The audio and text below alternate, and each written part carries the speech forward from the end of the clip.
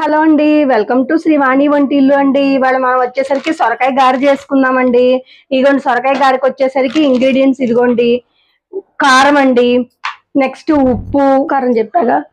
ఇదిగోండి దాల్చిన చెక్క పౌడర్ అండి, తర్వాత ఏమో ఇది చాట్ మసాలా పౌడర్ అండి. ఈ 4 ఇంగ్రీడియంట్స్ అండ్ 4 పచ్చిమిరపకాయలు కావాలండి. పచ్చిమిరపకాయలు ఇప్పుడు మనం ఇదిగోండి సొరకాయ ఎంత అయితే అంత బియ్యం పిండి తీసుకోవాలండి. నేనేమో 1.5-2 గ్లాసులు సొరకాయ తీసుకుంటున్నానండి. దానికి ఇంకో 2 గ్లాసులు బియ్యం పిండి తీసుకోవాలండి.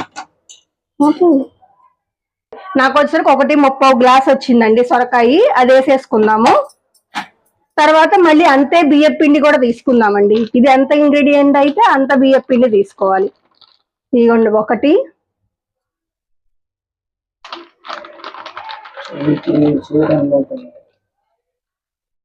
అండ్ 30 కప్పు, 1.30 బియ్యం పిండి తీసుకున్నానండి.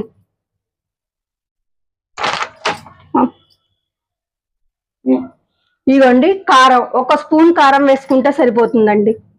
And salt 1 spoon. ఆల్రెడీ సొరకాయలో ఉప్పు ఉంటుంది కాబట్టి ఎక్కువ అవసరం లేదండి. Chaat powder and garam masala powder అండి. ఈ 4 ఇంగ్రీడియంట్స్ కలుపుకొని మనం వాటర్ ఏమీ లేకుండా కలుపుకోవాలండి. వాటర్ ఏం పొయ్యి అవసరం లేదు. దీన్నే సరిగ్గా కలుపుకుంటే సరిపోతుందండి. సేమ్ క్వాంటిటీ కరెక్ట్ గా ఈక్వల్ క్వాంటిటీ తీసుకుంటే మనకు వాటర్ కూడా ఇంత కూడా కలపవసరం లేదండి. తింటే చాలా బాగుంటుందండి. ఇది సొరకాయ గారె చాలా సాఫ్ట్ గాను క్రిస్పీగా కావాలంటే కొద్ది క్రిస్పీగా వేసుకోవచ్చు. అన్నట్టు నేను ఉల్లిపాయ కూడా దీనిలో కట్ చేసి తురుముకున్నానండి. ఆల్రెడీ సొరకాయతో పాటు 1 ఉల్లిపాయ కూడా తురుముకున్నాను. అలా ఉల్లిపాయ తురుముకుంటే టేస్ట్ బాగుంటుందండి. ఇప్పుడు మనం ఇది సొరకాయ అంతా దగ్గరగా చేసేసుకుందాము. ఇక్కడ పెట్టినా ఇదిగోండి పిండి కలిపినాక ఇలా ఉంటది. ఇలా ఉండ చేసినంత వరకు ఉంచుకోవాలండి. ఇలా మనం సొరకాయ గారె వేసేసుకుందాం. ఇదిగోండి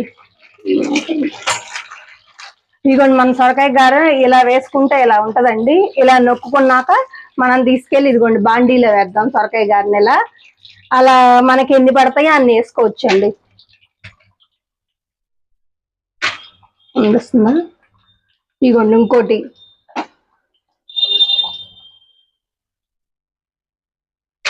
మళ్ళీ చాలా ఇదిగోండి ఇలా పచ్చిమిరపకాయలు చీలిక చేసుకొని ఈ సొరకాయ గారెలో వేసుకొని ఈ సొరకాయ గారె తిరిగినాక దానిలో మనం గారెతో పాటు ఇలా పచ్చిమిరపకాయలు వేయించి తింటే ఇంకా సూపర్ టేస్ట్ ఉంటుందండి. మనకి ఇంకా సాస్ గీస్ లాంటివి ఏం అవసరం లేదు. ఇదిగోండి మన సొరకాయ గారె రెడీ అయిపోయింది. ఇలా చూసారా టేస్ట్ తుంపితే ఎలా చూసారా? ఇలా ఉడికిపోయి లోపల పచ్చిగా మనం లో మంటలో పెట్టాలండి. లో మంటలో పెట్టి వేయించుకోవాలి. ఇలా